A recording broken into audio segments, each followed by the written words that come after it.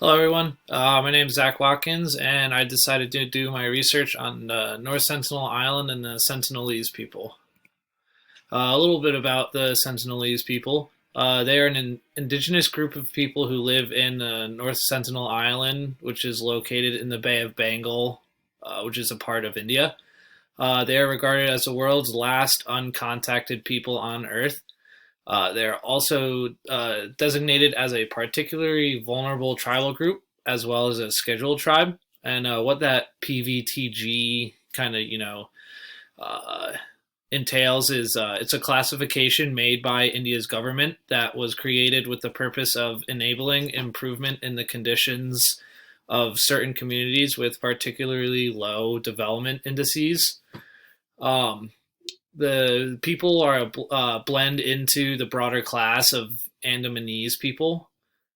So the island is part of like the Andaman Islands, but they kind of section themselves off, and they are constantly refuse any relations with the outside world. They're very unsympathetic to outsiders and have killed people who landed on the island a number of times. The government of India declared North Sentinel Island a tribal reserve and banned travel within 3 miles of the island in 1956. There's considerable vagueness with as to the number of people that actually live on the island.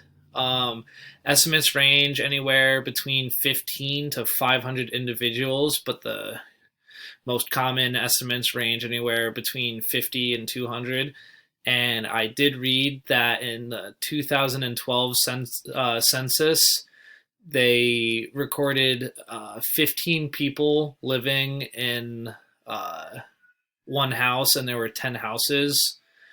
And then they actually considered that as a quote unquote wild guess in the Times Magazine in India. Formal sovereignty versus effective sovereignty. Formal sovereignty is defined as the full right and power of a governing body over itself without any interference from outside sources or bodies. Effective sovereignty is about the things that enable the presence of a supreme authority. These things include territoriality, rule of law, and economic welfare. When looking at North Sentinel Island, it seems that they would fall under effective sovereignty because India is considered the supreme authority, and India has literally no control over the island. Like, they can't go on the island and enforce their laws or anything. North Sentinel Island and stateless place. When talking about a stateless place, we should look at what a stateless person is defined as. And a stateless person is defined as someone who is not considered as a national by any state under the operation of its law. This kind of an example of that would be refugees. We can consider North Sentinel Island as a stateless place because even though the island is under India's jurisdiction, it does not follow the laws of India. And the people of the North Sentinel Island have always ruled over the island. So there's never been any governing by India going on this island. So as I said earlier, the North Sentinelese people want to stay on uncontacted by the outside world. One of these reasons is they are less immune to everyday sickness and disease. So even the slightest cold could totally wipe out their entire village of people on the island.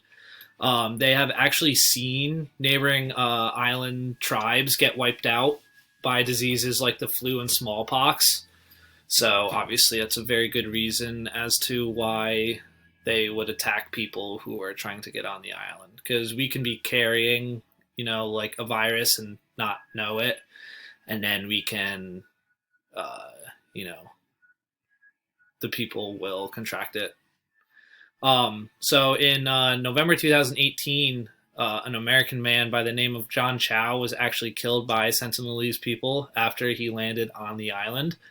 He was going there. He wanted to do research on the people to see if he could learn more about it, and the people did not even give him the light of day. I read that they pretty much killed him immediately.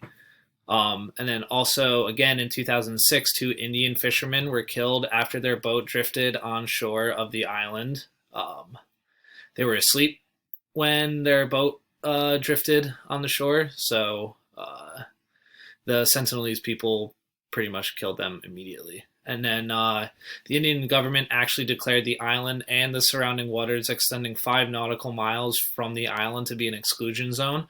So you are meant to stay away from that island, and they do not want you getting anywhere close to the island because you risk, the safety of yourself and the safety of these people. And the political status. So the Andaman and Nicobar administration, which is the administration that protects Aboriginal tribes, decided in 1956 to provide protection to the Sentinelese and other native tribes in the region. And in 2005, the administration stated they would no longer interfere with the lifestyle or habitat of the Sentinelese people, and they are not interested in pursuing any further contact with the people or, even trying to govern on the island.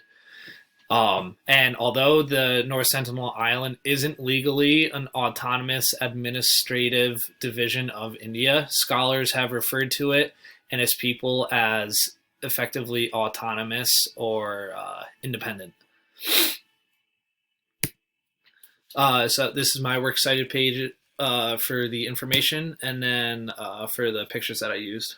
Thank you for listening. I want to thank Professor Davis. Thanks for a good year. I really appreciate all that you did this year with kind of what's going on.